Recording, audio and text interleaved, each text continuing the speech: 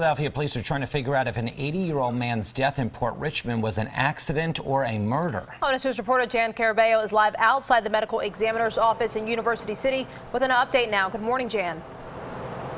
Rahel and Jim, good morning. The medical examiner will conduct an autopsy to try to determine how this 80-year-old man died. He was found dead inside of his own home in Port Richmond last night. A lot of blood was found around him, but at this point, it's still unclear if this was an accident or this was a homicide. Now, this was the scene last night on the 2500 block of East Lehigh Avenue.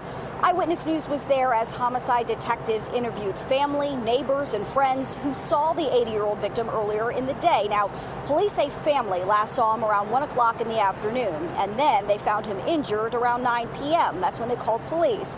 Medics arrived just before 9:30 and pronounced the man dead. They found him on his kitchen floor with a cut on his head and surrounded by blood.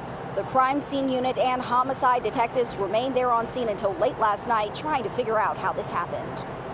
At this point, we don't know if there was any foul play involved or if the victim fell and hit his head, and that's how he cut his head, and that's how he died.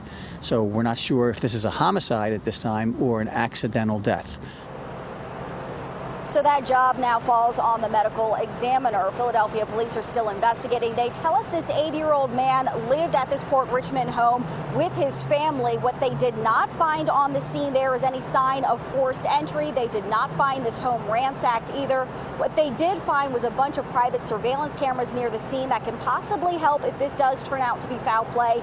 They also towed away from the scene a white van, but it's unclear if that has anything to do with this death. We will keep you up to date, but for now, we're live in University City. Jan Carabeo, CBS 3 Eyewitness News. Rahel and Jim, back into you. All right, so still a lot of questions out there, Jan. Thank you.